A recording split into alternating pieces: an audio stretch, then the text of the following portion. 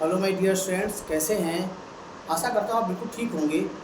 और किन्हीं कारणों से मैं 2 दिन बाहर था, इसकी वजह से मैं वीडियो आपके लिए नहीं बना पाया। तो आज मैं आपके लिए जो न्यूमेरिकल की सीरीज़ चल रही है मोस्ट इम्पॉर्टेंट की, उसमें आज मैं आपको वीडियो बताने वाला हूँ। जो न्यूमेरिकल आगे का होगा वो किस तरह से है तो मैं आपको बता रहा हूँ। और अब ये चैनल जो है लगातार आप शेयर करते रहिए, सब्सक्राइब करते रहिए, लोगों को बताते रहिए, ताकि उनको भी जो हिंदी मीडियम के छात्र हैं उनको विशेष तौर से उसका बेनिफिट मिल सके, ऐसे मैं आशा करता हूँ। और शुरू करते हैं अगला न्यूमेरिकल।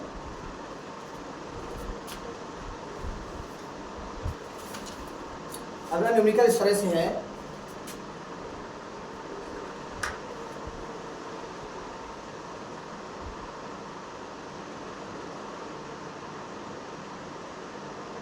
एक इलेक्ट्रॉन एवं एक प्रोटॉन, एक इलेक्ट्रॉन एवं एक प्रोटॉन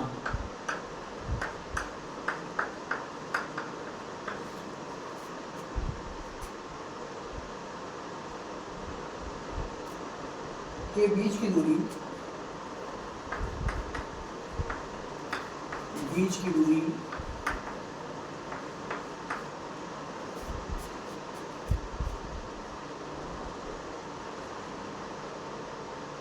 0.53 एंगस्ट्रॉम है।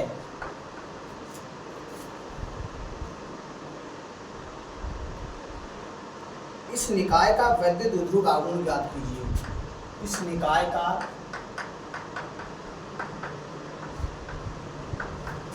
वैद्युत द्विध्रुव आघूर्ण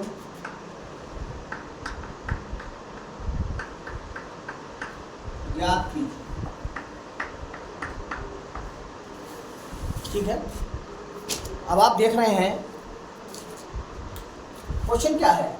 एक इलेक्ट्रॉन एवं एक प्रोटॉन के बीच की दूरी 0.53 एंगस्ट्रॉम है। इस निकाय का वैद्युत द्विध्रुव आघूर्ण ज्ञात कीजिए। आप जानते हैं अच्छी तरह से वैद्युत द्विध्रुव आघूर्ण में 2 प्रकार के आवेश होते हैं, एक प्लस और एक माइनस। वो आपको दिया हुआ है, एक इलेक्ट्रॉन है एक प्रोटॉन है। अर्थात यहाँ पर एक जगह इलेक्ट्रॉन रखा हुआ है और एक जगह प्रोटॉन।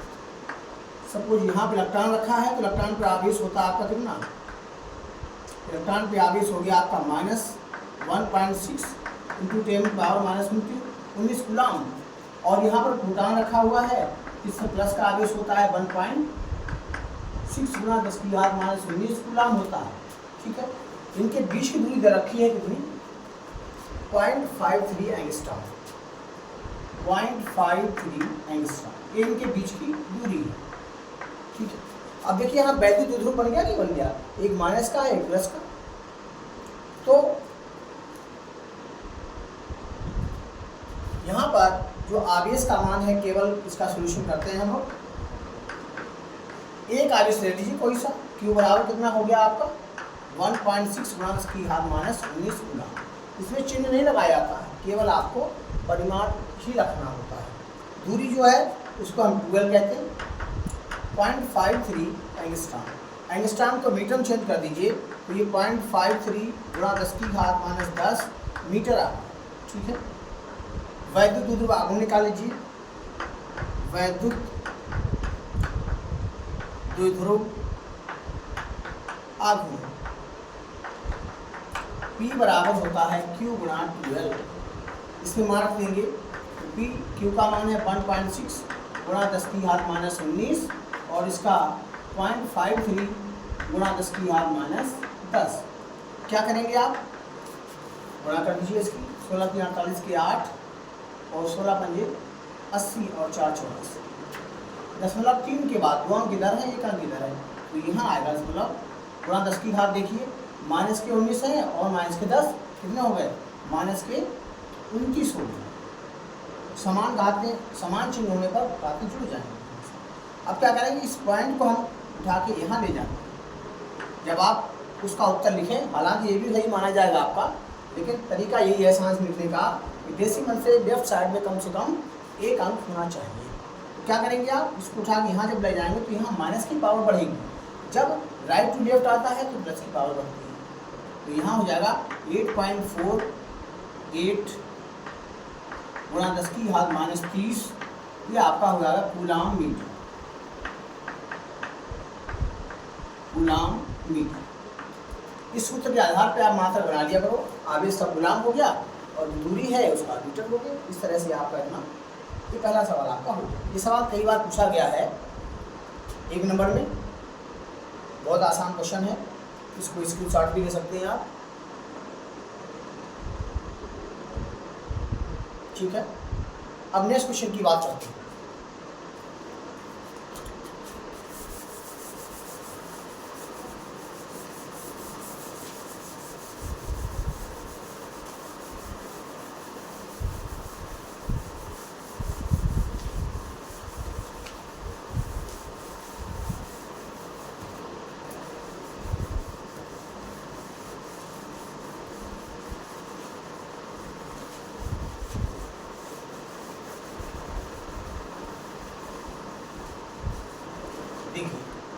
नेक्स्ट क्वेश्चन क्या होगा,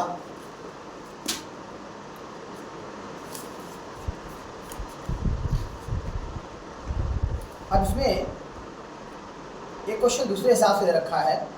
हाइड्रोजन क्लोराइड अणु का एक वैद्युत द्विध्रुव आघूर्ण 3.4 × 10⁻³ कूलम मीटर है। H तथा Cl आयनों के बीच का विस्थापन ज्ञात कीजिए। ठीक है, एक जगह पे H रखा हुआ है, एक तरफ Cl रखा हुआ है। तो सवाल को लिखते हैं पहले। हाइड्रोजन क्लोराइड अणु का, हाइड्रोजन, ये सवाल सब कार्बन उतार लीजिए आप अपने। हाइड्रोजन क्लोराइड के अणु का वैद्युत द्विध्रुव आघूर्ण, वैद्युत द्विध्रुव आघूर्ण दिया हुआ है 3.4 × 10⁻³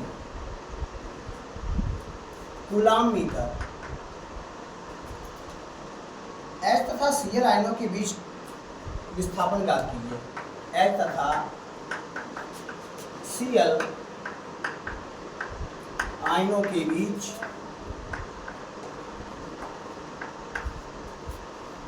विस्थापन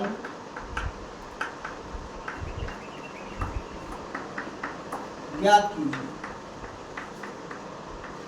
ठीक है, अब आप यहाँ देख लें अच्छी तरह से, इसमें क्या दिया हुआ। हाइड्रोजन क्लोराइड के एक अणु का वैद्युत द्विध्रुव आघूर्ण 3.4 × 10⁻³ कूलम मीटर और है। ठीक है, H तथा Cl आयनों के बीच विस्थापन ज्ञात कीजिए। अब आपको पता है हाइड्रोजन क्लोराइड क्या होता है, HCl होता है, यानी कि एक जगह क्या रखा है, H रखा हुआ है, दूसरी जगह Cl। हाइड्रोजन के एटॉम मोशन में एक इलेक्ट्रॉन, अर्थात इसमें एक इलेक्ट्रॉन की जरूरत है, यानी कि प्लस का। 1H1 को क्या कहा जाता है, प्रोटॉन भी कहा जाता है। ठीक है, और Cl माइनस का एक होता है, अर्थात यहाँ इलेक्ट्रॉन की कमी हो, तो अधिकता होती है, इसलिए वहाँ पर माइनस का आवेश होगा। तो ये आपका 1.6 × 10⁻19 कूलम, इधर क्या हो जाएगा, माइनस का Cl रखा हुआ है, तो ये माइनस कितना है, 1.6 × 10⁻19 कूलम। ठीक है, इनके बीच की दूरी आपको निकालनी है, अर्थात विस्थापन यही होता है, ट्वेल आपको निकालना है। ठीक बात। तो अब क्या करेंगे, अब यहाँ से शुरू करते हैं, देखो इस काम को।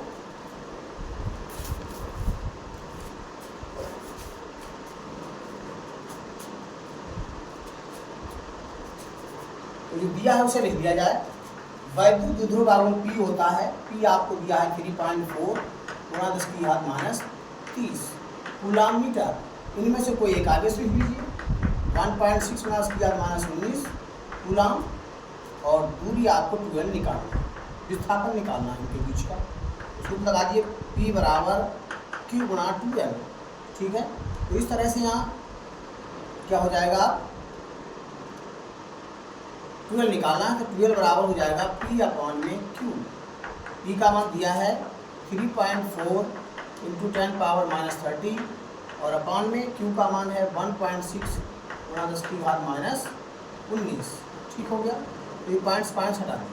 अब 16 से इसको भाग दे दीजिए सीधे, कितना आ जाएगा 16 दूनी 32, पॉइंट 32 में 2 बचे, 16 एकम 16, ठीक, 20 में 16 4 हुआ और 16 दूनी 32, 5 बचे 8 बचे 16 पंजे 80।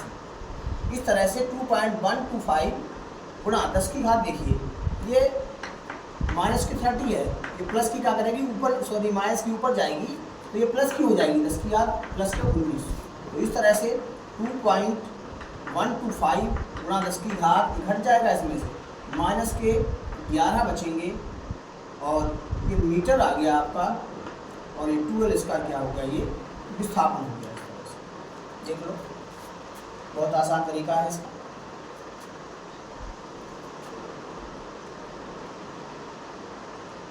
हर टाइप का सवाल ये कराएंगे आपको हम, कुछ इसके लिए एग्जाम्पल दिए है बुक्स में, वो भी हम कराएंगे, बहुत इंपॉर्टेंट है।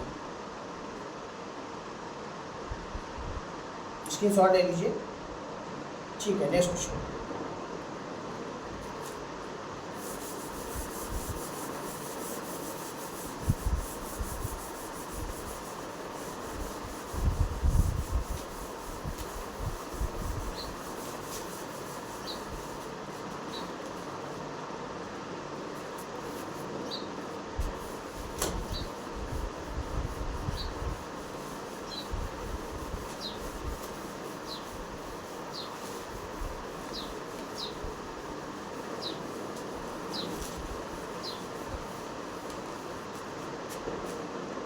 देखें, अब अगले क्वेश्चन की बात करते हैं हम।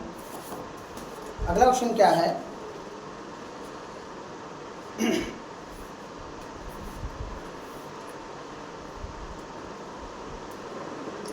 एक वैद्युत द्विध्रुव जिसकी लंबाई 4 सेंटीमीटर है को एक समान वैद्युत क्षेत्र 10⁴ न्यूटन प्रति कूलाम से 30 अंश पर रखने से 9 × 10⁻² न्यूटन मीटर का बलाघूर्ण लगता है।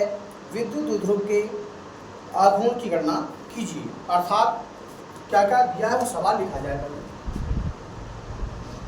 एक वैद्युत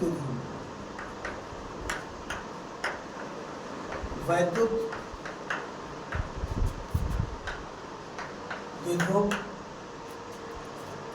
जिसकी लंबाई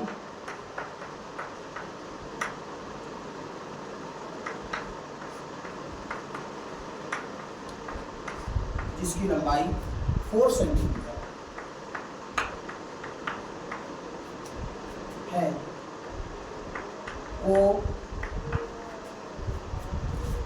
एक समरूप यानी एक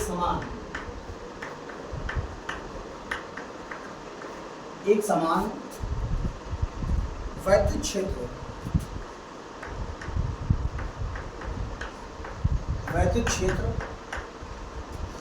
10⁴ न्यूटन कूलाम की घात -1 से 30 अंश पर रखने पर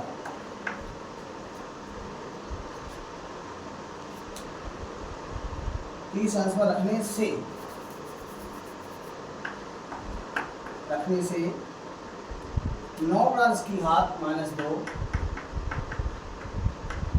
न्यूटन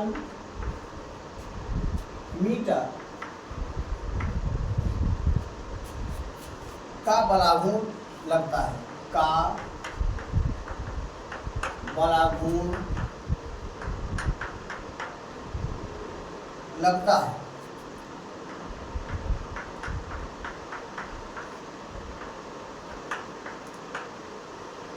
द्विध्रुव आघूर्ण की गणना कीजिए।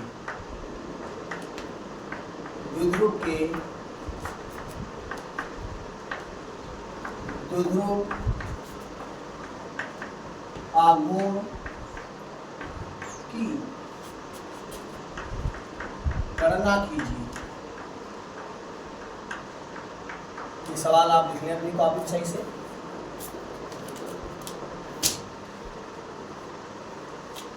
एक बार सवाल देख लें।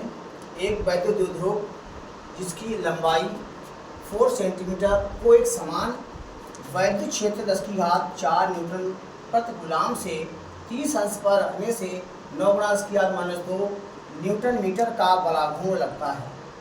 द्विध्रुव के द्विध्रुव आघूर्ण की गणना कीजिए। ठीक है, अब आपको क्या क्या दिया हुआ कुछ समझ लें। पहले आपको दिया द्विध्रुव की लंबाई, द्विध्रुव की जो लंबाई होती है, द्विध्रुव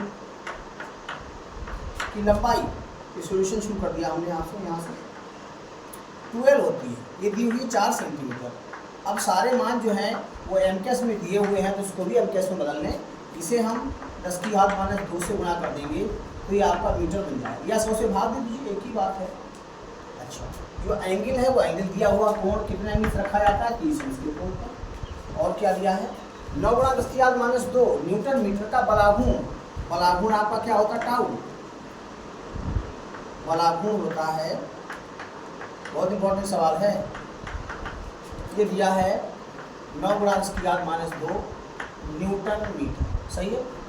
वैद्युत द्विध्रुव आघूर्ण निकालना है, द्विध्रुव के द्विध्रुव आघूर्ण की गणना करना है। द्विध्रुव आघूर्ण होता है वो P होता है, P आपको निकालना है।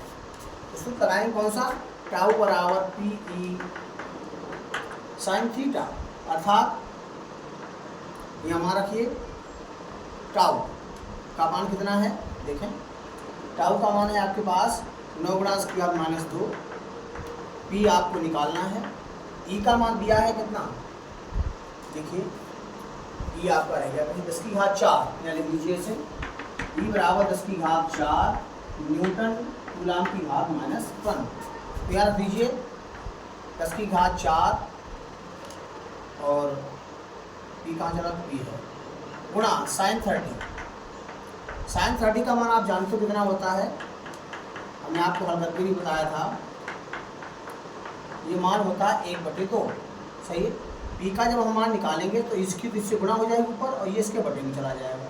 तो P बराबर हो गया आपका 9 दूनी 18 हो गया यहाँ, गुणा 10⁻², और बटे में आएगा 10⁻, आपकी 4 ऊपर जाएगी, 10⁻ हो गई 6, तो 18 × 10⁻⁻6 हो जाएगी।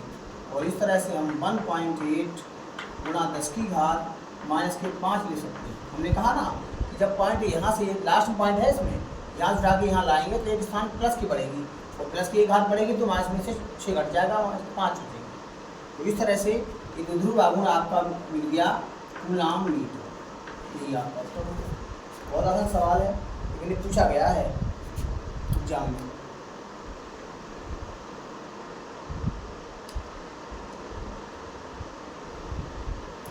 स्क्रीनशॉट ले लीजिए इसका। चलिए, आज के लिए इतना ही काफ़ी। और आप पढ़ाई मेहनत से अभी नहीं कर रहे हैं, हमें लग रहा है, क्योंकि आप जो हमारे वीडियो हैं वो लगातार देख नहीं रहे हैं। वो वीडियो बता दे रहा है कि आप पढ़ाई ढंग से नहीं कर रहे हैं। तो मेरे डियर स्टूडेंट्स, आप अपने फ्यूचर को ध्यान में रखते हुए अपनी पढ़ाई निश्चित रूप से अच्छी तरह से करें, ताकि आपका फ्यूचर अच्छा हो। क्योंकि अगले वर्ष आपको कहीं ना कहीं कोई ना कोई कोर्स करना पड़ेगा, तो उसके लिए नॉलेज बहुत जरूरी होगी। Thank you very much.